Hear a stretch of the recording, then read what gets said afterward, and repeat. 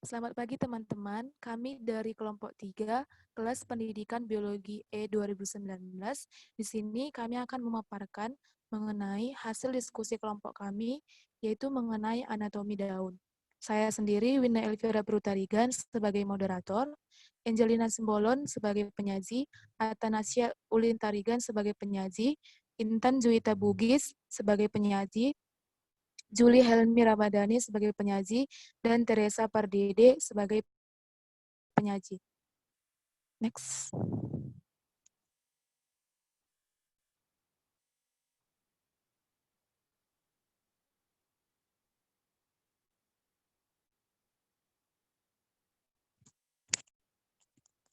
Baiklah, saya akan menjelaskan mengenai morfologi dari daun.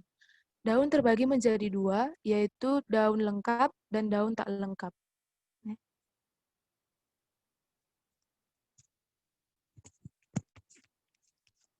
Bagian-bagian daun lengkap yang pertama yaitu upi daun atau vagina, dua tangkai daun atau petiolus, dan yang ketiga yaitu helaian daun atau lamina.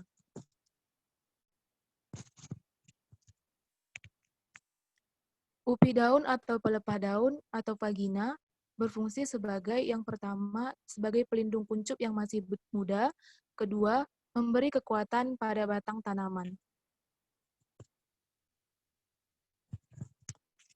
Tangkai daun atau petiolus kemungkinan bentuk daun bulat dan berongga, pipih dan tepinya melebar atau bersayap, persegi, setengah lingkaran dan seringkali sisi atasnya beralur dangkal atau beralur dalam seperti pada tangkai daun pisang.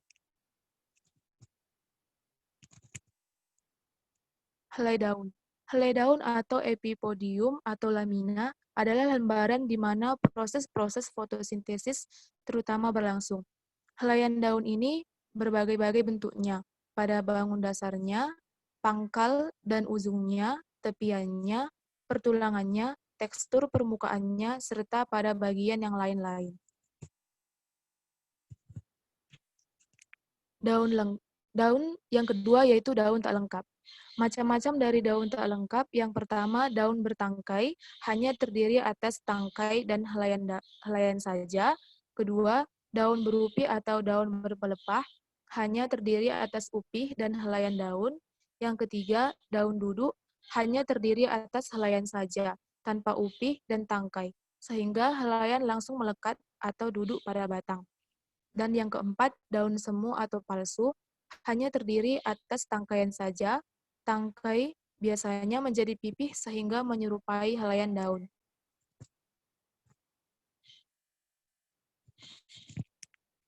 Alat-alat tambahan, yang pertama daun penumpu atau stipula, berfungsi untuk melindungi kuncup yang masih muda.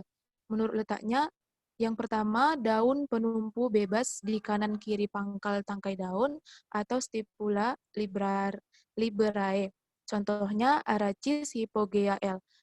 B. Daun penumpu melekat pada kanan kiri pangkal tangkai daun atau stipulae adnate. Contohnya Rosa sp. C. Daun penumpu berlekatan menjadi satu, mengambil tempat di dalam ketiak daun, atau stipula axillaris atau stipula intrapetiolaris. D. Daun penumpu berlekatan menjadi satu, mengambil tempat berhadapan dengan tangkai daun, dan biasanya agak lebar hingga melingkari batang, atau stipula petiolo opposita atau stipula antidroma. E. Daun penumpu berlekatan mengambil tempat di antara dua tangkai daun atau stipula interpetiolaris, contohnya Morinda citrifolia L.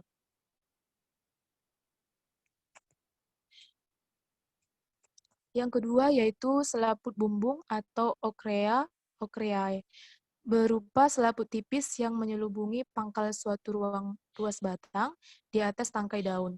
Yang ketiga yaitu lidah-lidah atau ligula, selaput kecil pada batas antara upih dan helaian daun pada rumput atau graminae.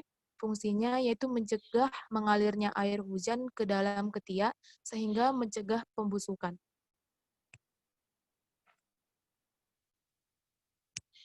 Berikutnya yaitu bangun atau bentuk daun atau circumscriptio, bagian yang terlebar di tengah-tengah helaian daun, bagian yang terlebar di pangkal helaian daun, bagian yang terlebar di ujung helaian daun, dan tidak ada bagian yang terlebar. Berikut dapat teman-teman lihat bentuk-bentuk dari daun.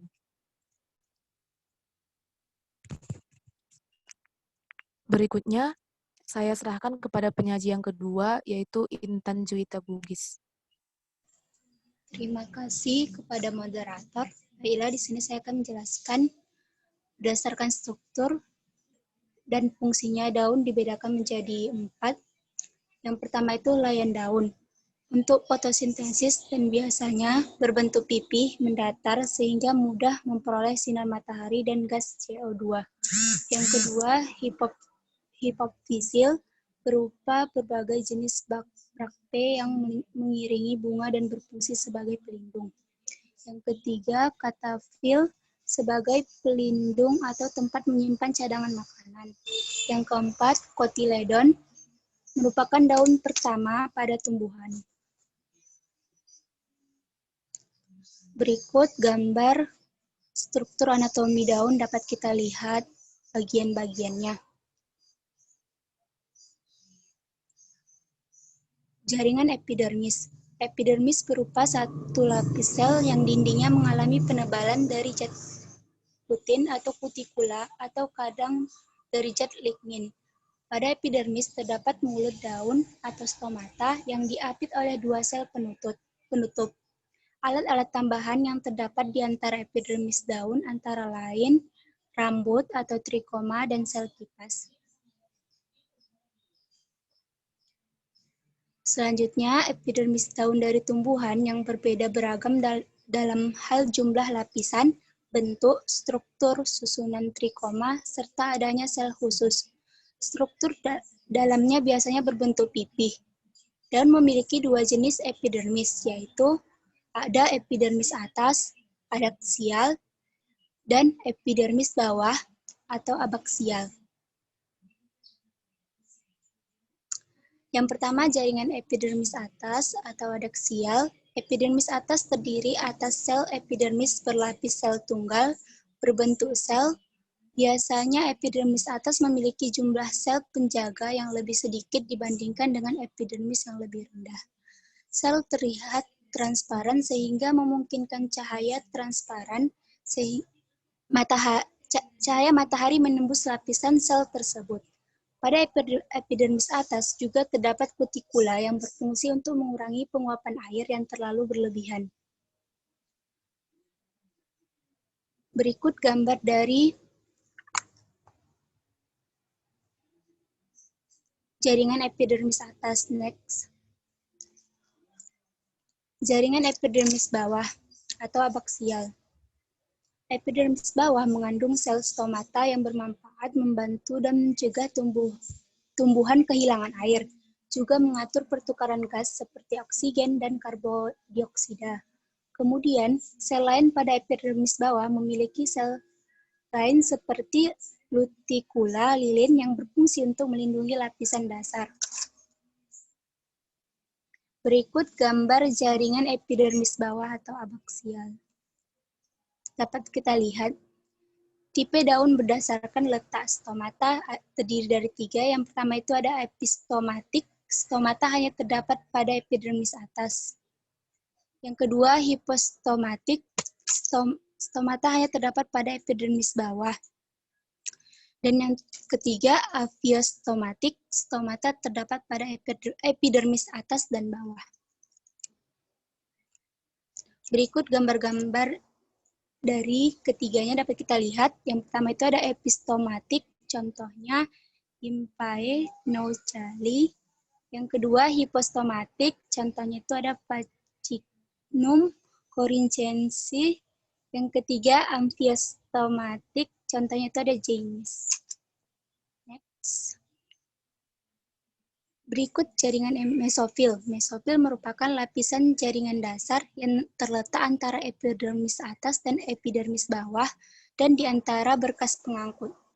Mesofil dapat tersusun atas parenkim yang relatif homogen atau berdiferensiasi menjadi parenkim palisade dan parenkim spons. Pada beberapa tumbuhan, termasuk jenis, jaringan mesofil tersusun atas sel-sel yang beragam dan tidak terdiferensiasi menjadi palisade dan spons.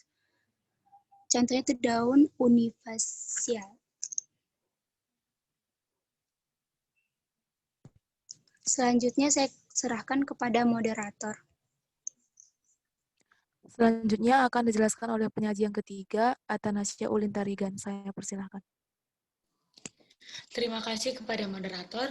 Selanjutnya saya akan membahas tentang parenkim palisade. Sel parenkim palisade memanjang dan pada penampang melintang tampak berbentuk batang yang tersusun dalam deretan. Sel parenkim palisade terdapat di bawah epidermis unilateral atau selapis atau multilateral atau berlapis banyak.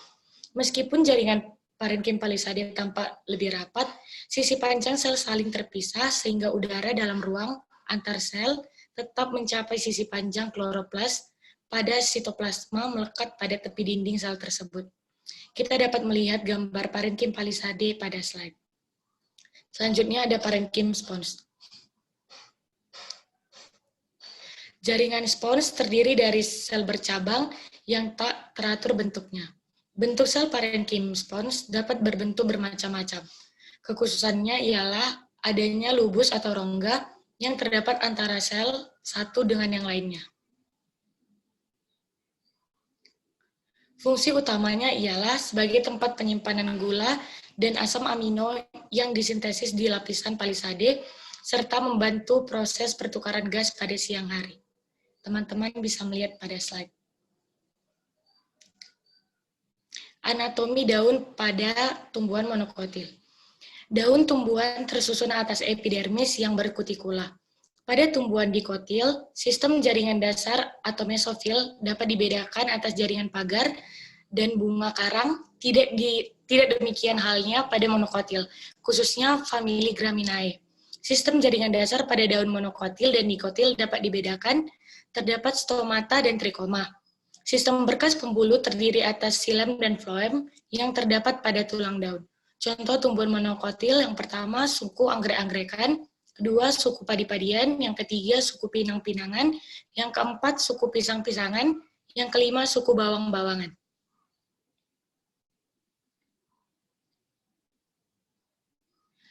Anatomi daun pada tumbuhan dikotil. Daun tumbuhan tersusun atas epidermis yang berkutikula.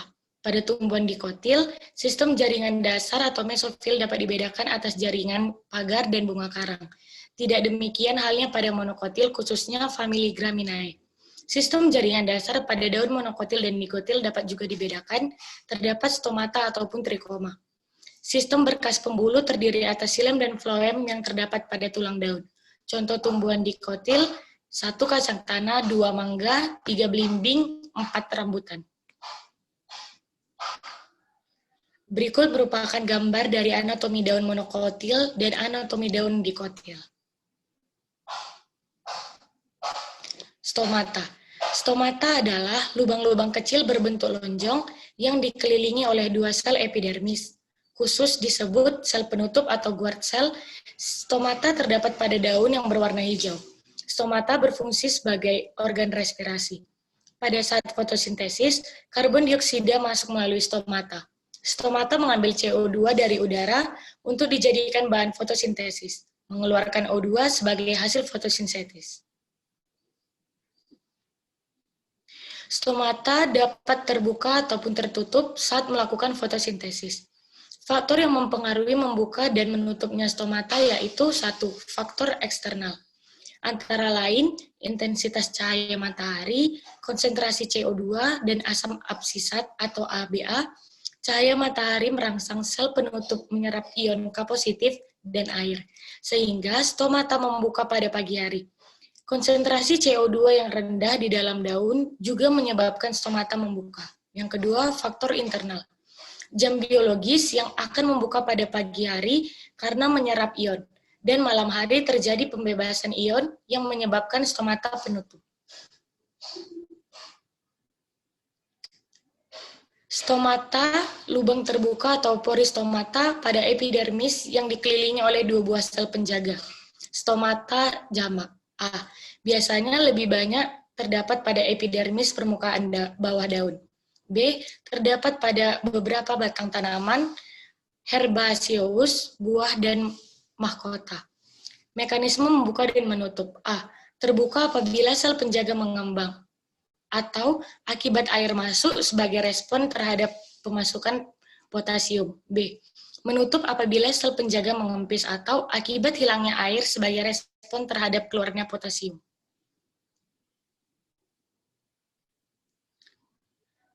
Berikut merupakan gambar dari mekanisme membuka dan menutupnya stomata.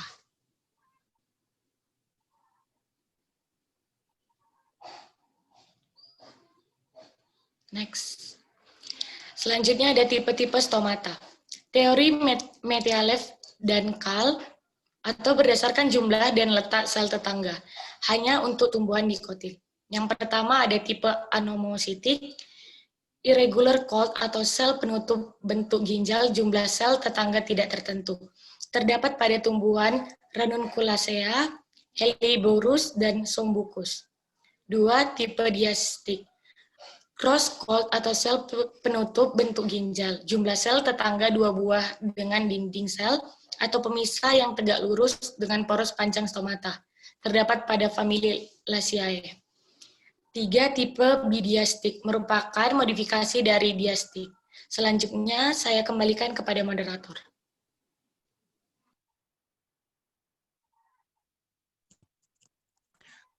Baiklah, selanjutnya akan dituliskan oleh penyaji yang keempat, yaitu Julie Helmi Ramadhani. Terima kasih kepada moderator. Selanjutnya itu ada tipe parasitik. Parasel halet sel menutup bentuk ginjal, jumlah sel tetangga dua buah dengan dinding pemisah searah dengan poros panjang stomata. Terdapat pada Rubiaceae. Yang kedua itu tipe anisositik. Unacoes halet sel penutup bentuk ginjal, jumlah sel tetangga 3 buah. Salah satu sel tetangga berukuran lebih besar. Terdapat pada Proteaceae. Selanjutnya itu tipe kolositik, merupakan modifikasi dari aktinositik, tetapi sel tetangga selain tersusun radier dan teratur juga melingkar. Selanjutnya trikoma. Trikoma sebagai rambut pelindung maupun rambut kelenjar banyak terdapat pada permukaan daun. Fungsi trikoma yaitu untuk mengurangi penguapan dan gangguan mekanik. Berikut merupakan gambar trikoma. Selanjutnya sel kipas. Sel kipas atau sel motor atau Bulliform cell merupakan sederet sel yang berukuran lebih besar dari epidermis. Dinding sel tipis dan vakuola besar umumnya terdapat di permukaan atas daun, berfungsi untuk mengurangi penguapan dengan cara menggulung daun. Berikut contoh gambar sel kipas. Selanjutnya itu fotosintesis. Proses fotosintesis hanya terjadi pada sel-sel yang mengandung pigmen hijau atau klorofil. Klorofil banyak terdapat dalam daun. Pada sel-sel daun terdapat organel berbentuk butir-butir kecil yang disebut kloroplas. Di dalam kloroplas terdapat pigmen berwarna hijau yang disebut klorofil, yang berfungsi menangkap energi cahaya matahari. Energi cahaya ini digunakan tumbuhan untuk membuat makanan. Selanjutnya, selain energi cahaya dan terdapat klorofil, tumbuhan membutuhkan air atau H2O dan karbon dioksida atau C2O untuk membuat makanan. Reaksi pada proses fotosintesis dapat dituliskan sebagai berikut. Dapat teman-teman lihat. Gula yang dihasilkan pada proses fotosintesis adalah suatu karbon dioksida. Selanjutnya, di dalam sel tumbuhan, gula atau glukosa akan diubah menjadi pati atau amilum. Faktor yang mempengaruhi fotosintesis itu ada dua. Yang pertama, faktor dalam atau internal. Yang kedua, faktor luar atau eksternal. Berikut contoh faktor luar dan dalam.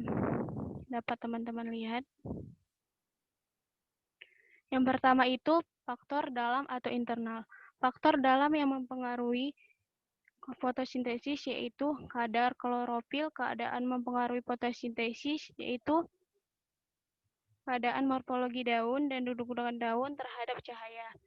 Faktor-faktor ini akan mempengaruhi penyerapan cahaya matahari. Selain itu, jumlah dari stomata secara langsung akan mempengaruhi difusi karbon dioksida di dalam daun. Yang kedua, faktor luar atau eksternal. Faktor luar yang mempengaruhi fotosintesis diantaranya cahaya matahari, suhu kadar atau CO2 di udara, kandungan air, serta kandungan mineral di dalam tanah. Selanjutnya, modifikasi daun. Terdapat menjadi dua. Yang pertama, modifikasi daun secara keseluruhan terdapat pada duri, sisi, sulur, brakte, atau spata. Yang kedua, modifikasi daun pada bagian tertentu. Ujung daun, anak daun, daun majemuk, petiolus, vagina, dan stipula. Selanjutnya itu modifikasi daun secara keseluruhan. Yang pertama itu duri atau spina. Pada konteks ini, daun berubah fungsi menjadi duri. Fungsi fotosintesis diambil oleh ali batang. Contohnya pada kaktus dan umumnya pada suku Cactaceae. Selanjutnya saya kembalikan ke moderator.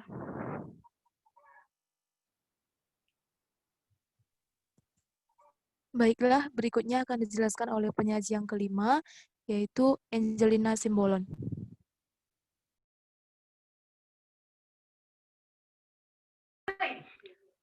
Baiklah, selanjutnya saya akan menjelaskan mengenai contoh dari duri. Jadi, seperti yang terdapat pada gambar, ada Opuntia sp. Next.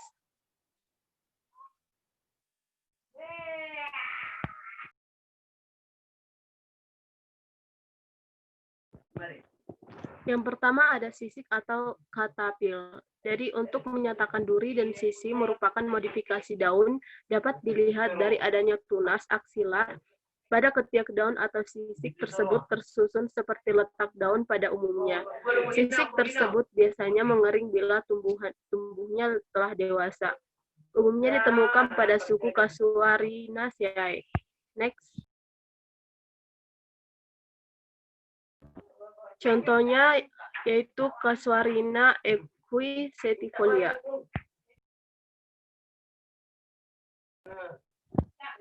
Sulur. Pada konteks ini, daun bermodifikasi menjadi sulur yang fungsinya sebagai pengait tumbuhan itu sendiri. Contohnya pada Smilax rotundifolia.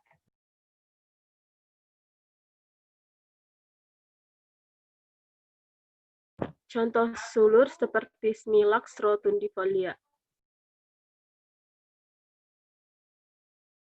Kemudian ada brakte. Daun pelindung atau braktea, latbraktea apabila berukuran kecil disebut brakteola atau braktlet. Karena ada warnanya yang mencolok sehingga fungsinya salah satunya memikat serangga. Contohnya pada bunga kertas. Berikut gambar contoh dari brakte dari Bougainvillea spectabilis. Kemudian ada spata. Spata atau seludang bunga adalah selembar daun pelindung besar yang menyungkup bunga majemuk dari sekelompok tumbuhan. Biasanya dari suku aren-arenan, Araceae, dan suku talas-talasan atau Araceae. Berfungsi melindungi tongkol atau spadix. Next. Berikut contoh dari spata, yaitu Spathiphyllum. Selanjutnya ada modifikasi daun pada bagian tertentu. Yang pertama ada ujung daun. Seperti yang terdapat pada gambar, ada ujung daun sebenar. Ada ujung daun sebenar dan ujung daun termodifikasi.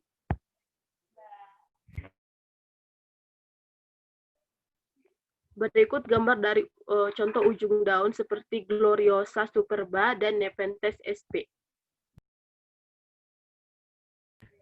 Kemudian ada petiolus.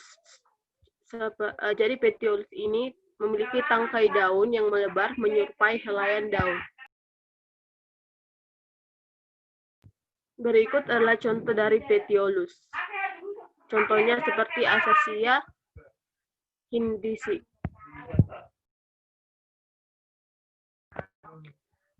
Selanjutnya saya kembalikan kepada moderator.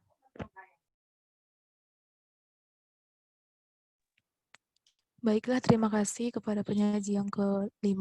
Berikutnya akan dilanjutkan oleh penyaji yang ke-6, yaitu Teresa Pardede.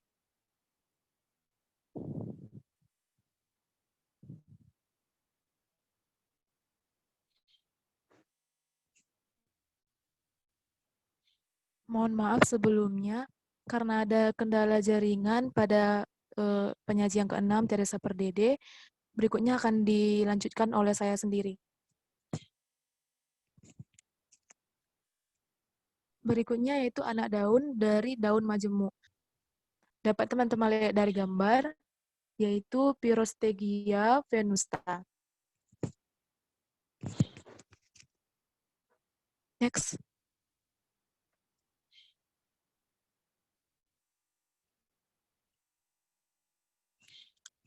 Dan ada pelepah daun, dapat teman-teman lihat juga di gambar ada vagina sebenarnya, dan ada juga vagina termodifikasi.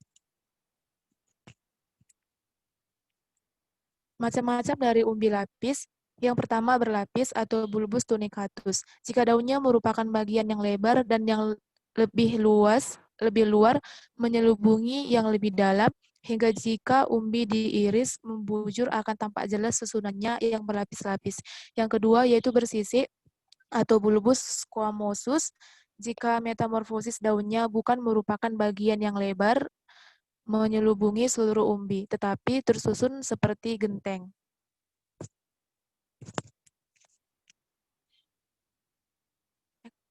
Macam-macam dari umbi lapis, ada bulbus tunicatus pada umbi lapis bawang merah atau Allium cephale, dan ada juga bulbus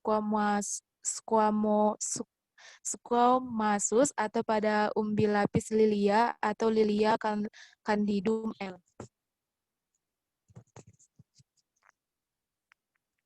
Berikutnya stipula, ada gambar stipula yang sebenarnya dan ada juga gambar dari sulur.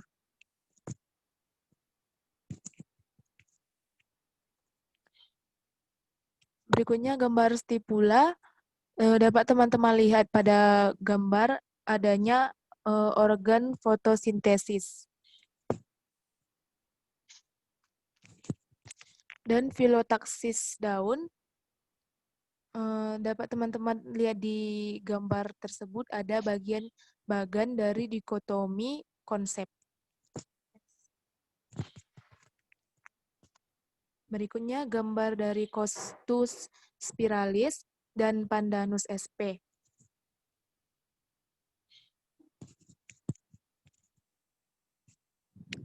Gambar dari Palmae.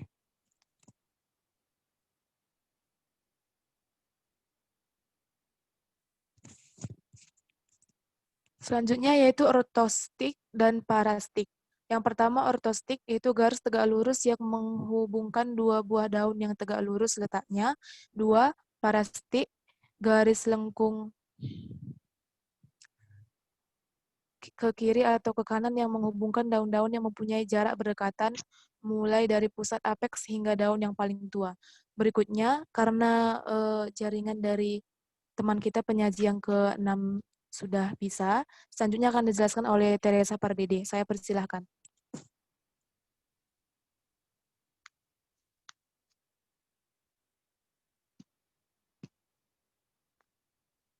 Baiklah, terima kasih buat Saudara Wina. Selanjutnya saya akan melanjutkan materinya, yaitu sudut divergensi dan diagram tata letak daun.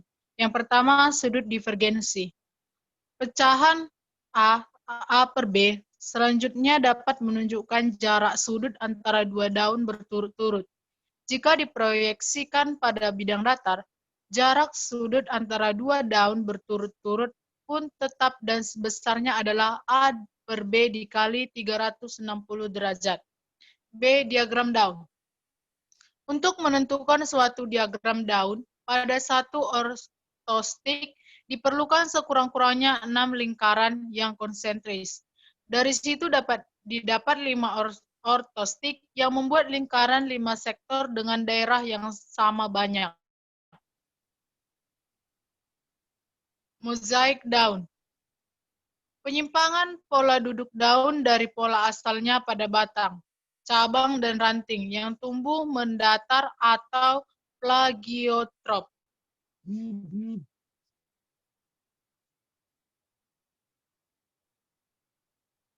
Baiklah, sekian penjelasan kami tentang anatomi daun. Sebaiknya saya serahkan kembali kepada moderator. Terima kasih.